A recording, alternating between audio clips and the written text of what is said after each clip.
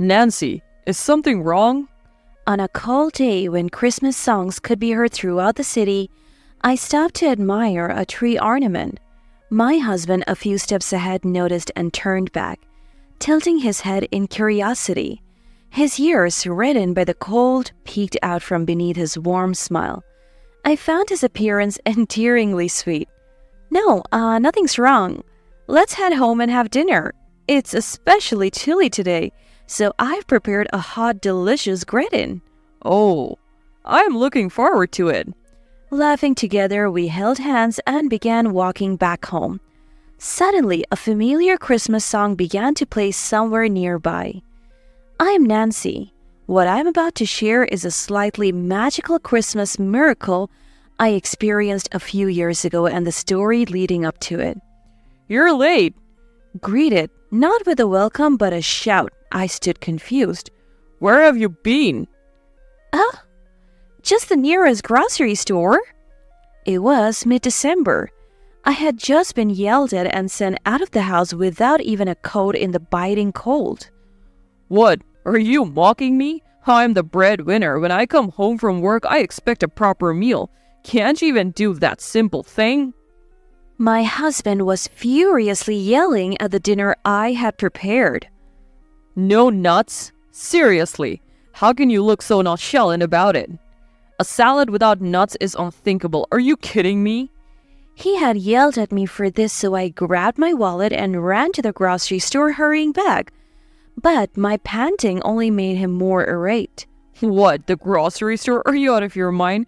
Which is cheaper, that or the supermarket? He pointed at the nuts I had just bought, his face a mix of disbelief and annoyance. Have you lost your sense of money? I couldn't hold back any longer and retorted, "I always shop at the regular supermarket, but it's far and I forgot the nuts this time. You would be angry if the soup got cold, so I went to the nearest grocery store." Sure, I forgot to put nuts on the shopping list, and I personally think a salad without nuts is fine. I don't understand why he has to be so angry. But my husband's anger didn't subside at all. Are you kidding me? Not even going to apologize? I did apologize earlier, didn't I? What's that attitude? You always... My retort only fueled his anger further, and for nearly an hour he continued to vent his frustrations at me. Finally, he snapped. How can I eat this cold stuff? He flipped the salad plate and stormed out to eat elsewhere. A few days later, I was cleaning the yard of my childhood home, which was for sale, and decided to visit the neighborhood grandma. "Hey, Grandma, your revelation, it's the first time it didn't come true." "I never did any revelation." Grandma, who had adored me since I was little, smiled ambiguously. "What? Everything you said since I was a kid came true. If it wasn't revelation, then a prophecy?" I chuckled wryly. "Remember when you told me not to go shopping downtown today? Lightning struck the store I was going to and it caught fire. And when I wanted to laze at home and play games the day before a day off, you advised me to go out because it would be sunny. I reluctantly went, and when I returned, there had been a burglar at home. If I had been there, I would have encountered the burglar." Thinking back, it still scares me. The burglar, later caught elsewhere, had a knife. The thought of what could have happened frightens me. Grandma had accurately predicted many things, like a real prophet. "Hey, Grandma?"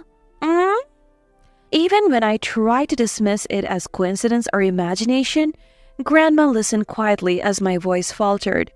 "Mom was a single mother. Wouldn't have been prepared for her illness if you hadn't predicted it." She said, "Grandma made a revelation. Nancy will have something incredibly joyous happen this Christmas." It comforted her, knowing her daughter would have a future filled with smiles. Grandma's revelation in the hospital had been a beacon of hope for Mom, and a testament to her love for me. So when John proposed to me on Christmas, I thought this was the revelation. John, whom I met through an acquaintance, seemed humble and kind, but after marriage, he became domineering and, like the recent nut incident, got angry on trivial things. complaining the meal was too cold or the fruit too warm, despite being the one ignoring the food for his phone. I felt suffocated, constantly criticized for everything I did, be it cooking, cleaning, or laundry. I don't want to go home to him, I murmured, fighting back tears. But then, isn't it getting late? Don't you have dinner to prepare? Grandma looked at the sky, urging me, heavy-hearted, to get going. I felt gently rejected and slowly stood up. It's okay. If you stand firm on your own feet, you will face many hardships. But you'll find happiness. A truly joyous Christmas is coming. Live upright and true. God is watching. I turned quickly at the words whispered to my bowed head. Is that a revelation? Who knows? I'm just Grandma. She dodged the question with an ambiguous smile. All right, I understand. If I try hard, John will change, right? Maybe it's too early to consider the revelation wrong. I decided to switch gears and keep trying. Yet, Dinner, bath towel, iron shirt. My husband's attitude worsened at an accelerating pace. Not even a year into our marriage, he began to command me as if it were natural, devoid of any kind words, always irritable and domineering. What's wrong with you? Oh, what happened? One night again, he was angry. You don't greet me when I come home tired from work and instead wander around until this hour, and now you want me to microwave the meal? Don't joke with me. Feeling the pressure, I sighed. I told you, didn't I? I had a neighborhood festival planning meeting today. I even wrote it in a memo. Shut up. You think that's an excuse to serve me a half-hearted meal? How half-hearted? It's all homemade. The same number of dishes as usual. If it's not fresh, it's half-hearted. His claims were unreasonable. The most important thing for you should be me, the one providing for you. You're my wife. Obey my orders. Such a thing? His words left me speechless. Without parents or relatives, you wouldn't survive if abandoned. A woman like you should just worship me silently. If you resist, it's divorce. He sneered at me, seemingly revealing his stress by subjugating me. But the bath towel? I wanted to scream, I can't stand this anymore. But that would worsen his mood. That night, amidst the snow and rain, with nowhere to go, I reluctantly prepared the bath towel for him. After days like this, I collapsed from severe abdominal pain while shopping at the supermarket and was rushed to the hospital by ambulance. Hearing the doctor's explanation, my vision blurred. The disease is transmitted to sexual contact. Both you and your husband need treatment. You didn't notice it because there were no symptoms. Given the progression, surgery is necessary, and unfortunately, it's very unlikely that you will be able to have children in the future. The doctor, compassionate yet direct, left and my husband hurried after him. Can't have a baby? Repeating the harsh reality, I felt despair. I need to hear more from the doctor. With unsteady legs, I followed the doctor and my husband. Doctor, John? But what I overheard stopped me cold. So everyone I've been involved with needs to be tested? Yes. Without simultaneous treatment, the infection will just recur. Will they know what the test is for? Yes. He was quick to seek treatment for himself, but not a word of concern for me. And my baby? For me, an orphan, a new family was a cherished dream. A husband, children, a happy home filled with laughter. Tears fell heavily onto the smiling photo of my mother. I clutched in my hands. Mom? Unable to hold back, my voice broke through, mingled with tears, as I covered my mouth. Then, what are you lazing around for? You haven't prepared dinner or a shower. Leaving me, the breadwinner of this family, neglected while you wallow in sadness? Here's your punishment, a divorce application. My husband stormed in noisily and thrust a divorce application at me, sitting dejectedly. Annoying? Fine, I can divorce any time. You'll be the one in trouble. If you don't want to be divorced, stop lazing around and get moving. I am not lazing around. Oh, there's another punishment. I won't give you this month's living expenses. He leered at me with a nasty smile, seemingly pleased. An opportunity for you, who depends on me, to change your attitude. Know your place. If you resist, it's divorce. Having said his piece, he left the room, seemingly refreshed. Divorce, huh? Looking at the form with my husband's name on it, I felt a sense of calm. Mom, I have decided. I wiped the water droplets from the photo frame and spoke to my smiling mother, watch over me. For a while, I continued living in silence with my husband. He treated me like a servant, erupting in anger depending on his mood, while I spent my days quietly but firmly resisting. Then, that's what I'm saying. Lukewarm fruit is inedible and cold soup is out of the question. When will you ever get it right? It started again. Internally sighing, I decided to put my long-considered plan into action. Divorce if I resist, right? That's all you remembered? Reflect on your foolishness if you don't want to be divorced by me. He laughed through his nose, acting superior. You're not very bright, are you? Huh? My response seemed to confuse him. What did you just say? Facing my bewildered husband, I confronted him. The same thing over and over. Ever heard of vocabulary? All you have is divorce, divorce. Is that the only word in your limited vocabulary? You? Fine. Let's divorce. I'll grant your wish and become a stranger to you. Huh? Caught off guard, he forgot to get angry. I smiled and said my goodbyes. I have already moved out my important things. Feel free to throw away what's left. Goodbye. I took off the apron I bought when we got married, folded it neatly, placed it before him with the house keys on top, and left with my suitcase. What the hell? I heard my now bewildered husband, but I didn't care. Now, that's refreshing. I walked lightly back to my childhood home, ignoring his bothersome voice. A month later, the divorce finalized, but my ex-husband's messages kept coming. Reflected yet? I'll forgive you if you apologize. As a wife, I ignored the barrage of messages I had never experienced during our marriage, silencing the notification. But his persistence led me to meet him one last time at his parents' house. Why are you ignoring me? Perhaps avoiding harsh words due to his parents' presence, my ex-husband spoke with a facade of civility. You never replied to my messages.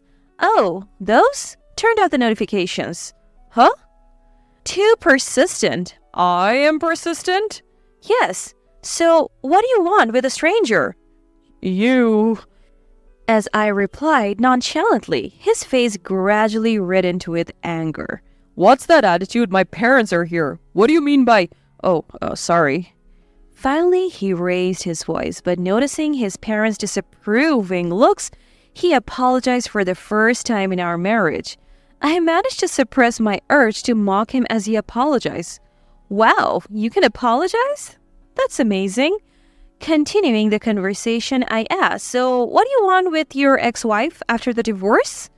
Despite the presence of his parents, my ex-husband seemed puzzled by my relaxed demeanor, but got to the point. Hold on, aren't you suffering after divorcing me? How are you managing to live now? He feigned concern despite never once visiting my family home. I'm saying if you want, we can reconcile. You must be happy, right? As if? What's he thinking? I nearly burst out laughing. I am neither happy nor struggling. I earn enough for myself, plus the living allowance you give was just $250 a month, remember? It was never enough to sustain life. Actually, I think you're the one struggling without someone to do the housework. I have been much more comfortable since I became single. Reconciling makes no sense to me. My response visibly rattled him. Huh? But you were supposed to be a housewife. I mean, discussing such precise amounts isn't appropriate here, right?